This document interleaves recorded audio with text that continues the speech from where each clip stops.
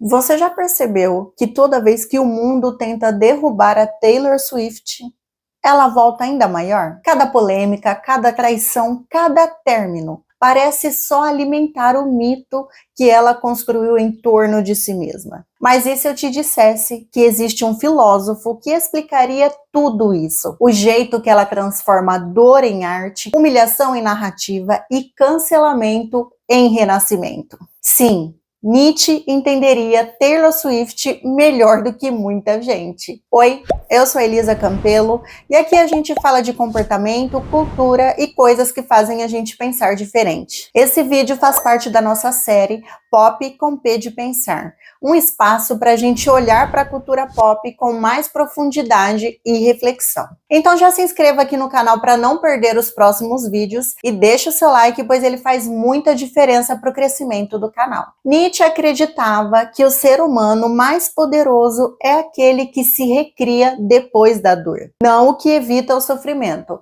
mas o que abraça o caos e o transforma em força. E se tem alguém que faz isso há mais de 15 anos diante dos olhos do mundo, é a Taylor Swift. Desde os primeiros discos country, ela mostrou uma sensibilidade quase literária para transformar sentimentos em música. Mas o que aconteceu como confissões adolescentes virou, com o tempo, um processo de autotransformação pública. Cada era da Taylor Swift é quase um ato de teatro filosófico, como se ela morresse artisticamente para renascer com uma nova identidade, um novo som, uma nova forma de existir. Nietzsche chamaria isso de eterno retorno, o ciclo da vida que se repete, mas onde o indivíduo escolhe viver cada repetição como se fosse a primeira, e com amor ao próprio destino. É o que o Nietzsche chamava de amor fati, amar o destino mesmo quando ele dói. E se existe uma artista que faz isso com maestria,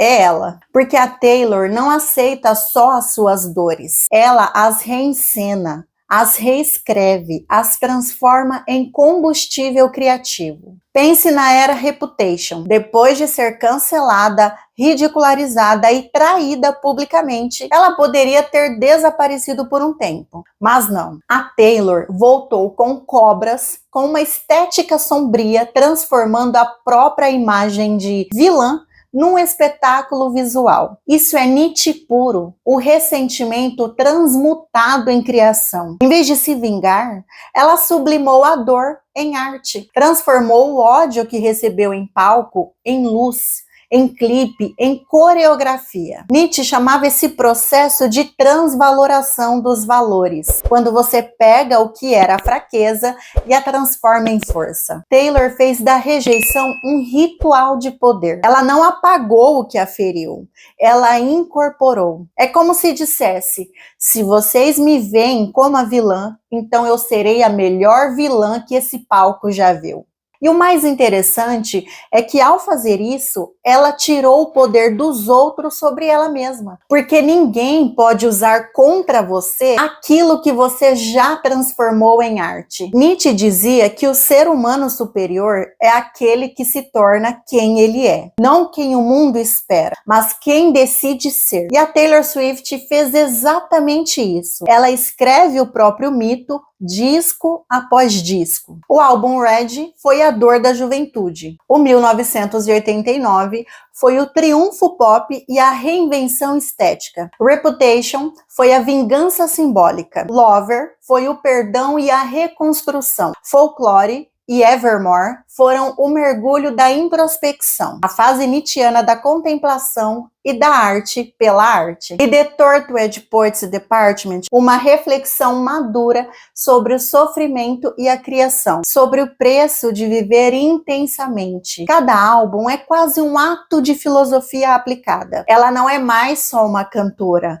é uma autora de si mesma. Nietzsche diria que Taylor é o exemplo da autossuperação, o ideal de quem não se acomoda em nenhuma forma fixa. Ela vive o que o filósofo chama de tornar-se o próprio artista da vida. O conceito mais famoso de Nietzsche é o Übermensch, o além do homem, aquele que não espera que o mundo lhe diga o que fazer, mas cria seu próprio sentido. Não é sobre ser melhor que os outros, mas sobre ser dono do próprio significado. E quando você olha para Taylor Swift hoje, uma mulher que escreve, produz, dirige e controla sua própria narrativa, você entende o quanto ela encarna esse ideal. Enquanto muita gente vive de acordo com o que esperam dela, a Taylor faz o contrário. Ela pega o que o mundo diz dela, o drama queen, compositora de ex-namorados, popstar calculista, e responde com arte, ironia e puro poder. Ela não foge do julgamento, ela o encena. Nietzsche dizia que o artista autêntico não busca aprovação,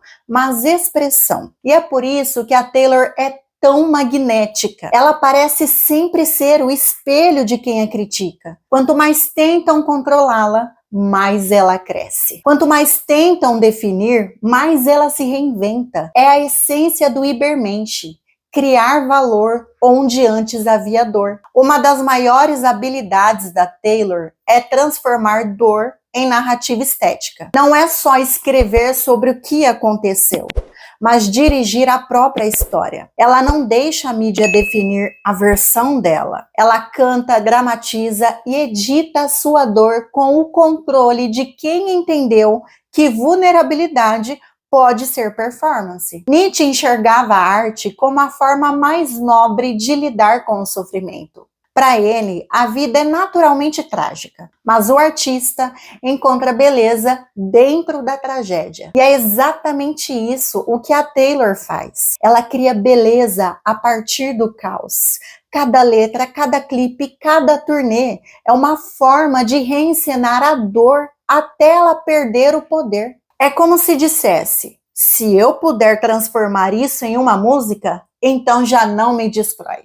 E o público sente isso, porque todo mundo já teve um Reputation, um Red e um Folklore dentro de si. Por isso, ela não é apenas uma cantora, é um espelho emocional coletivo. E Nietzsche entenderia isso. O artista não fala só de si, ele expressa o sofrimento universal de viver. A Taylor sempre foi criticada por falar de amor, mas talvez seja justamente isso o que a torna tão profunda. Nietzsche via o amor não como fraqueza, mas como a experiência humana mais reveladora. Porque amar é se arriscar, é se expor ao sofrimento. E para o Nietzsche, quem ama o destino, ama também o sofrimento que vem com ele. Quando a Taylor canta sobre corações partidos, ela não se coloca como vítima. Ela está aprendendo a amar o próprio destino. É o amor fati em forma de canção. Aceitar que cada desilusão, cada recomeço, cada era da vida tem um propósito no caminho da autossuperação. É por isso que ela nunca apaga o passado, ela o ressignifica. Canta sobre os mesmos temas de formas novas, como quem visita um velho quarto com outros olhos, porque o sentido não está em evitar a dor, mas em usar a dor como ponte para algo maior. Nietzsche acreditava que a criação exige destruição. Para nascer o novo, algo precisa morrer. E Taylor parece compreender isso intuitivamente. Ela mata versões antigas de si mesma em videoclipes, em shows, em letras. A música Look What You Made Me Do começa com uma Taylor literalmente saindo do túmulo. Uma metáfora perfeita para o ciclo de morte e renascimento que define sua carreira. Cada vez que ela morre,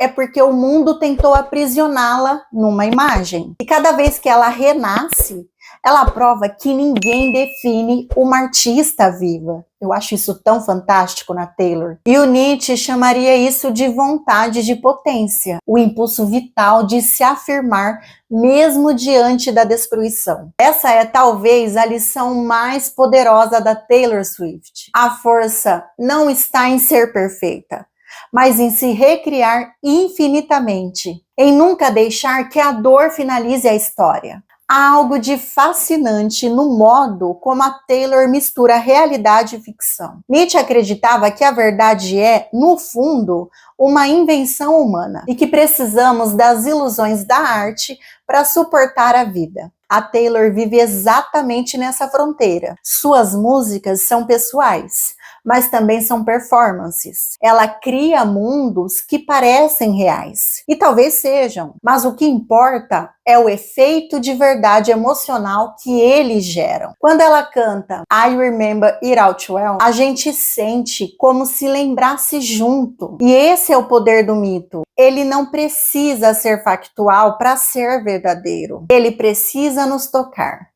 Por isso, Taylor não é só uma artista pop, ela é uma mitógrafa moderna. Alguém que transforma a própria biografia em lenda. Nietzsche diria que ela é uma criadora de mitos no sentido mais nobre. Alguém que dá sentido à dor coletiva por meio da beleza. O Nietzsche e a Taylor jamais vão poder conversar.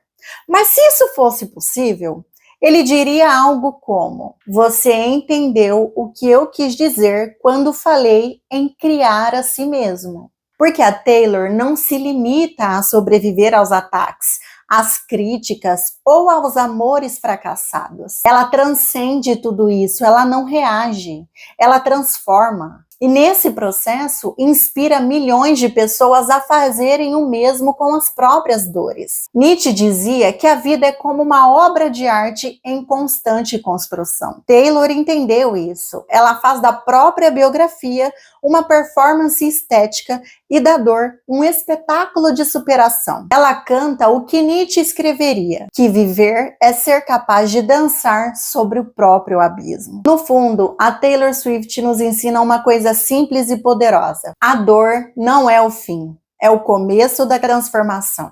Quando algo nos quebra, podemos escolher entre lamentar ou usar os cacos para construir uma nova versão de nós mesmos. Ela mostra que vulnerabilidade não é fraqueza, mas a matéria-prima da criação, e que o poder real não vem da vingança, mas da reinvenção. Se Nietzsche dizia, torna-te quem tu és, a Taylor responde, eu já fui várias, e cada uma delas me trouxe até aqui. E talvez seja isso o verdadeiro sentido do amor fati. Aceitar o destino com tanto amor que até a dor vira poesia. Bom, pessoal, esse foi o vídeo de hoje. Se você gosta de refletir e questionar o que está na superfície, já se inscreva aqui no canal para não perder nenhuma atualização e compartilhe esse vídeo com alguém que você conheça. Vou adorar ter você junto comigo nessa jornada de pensar diferente. Te vejo no próximo vídeo.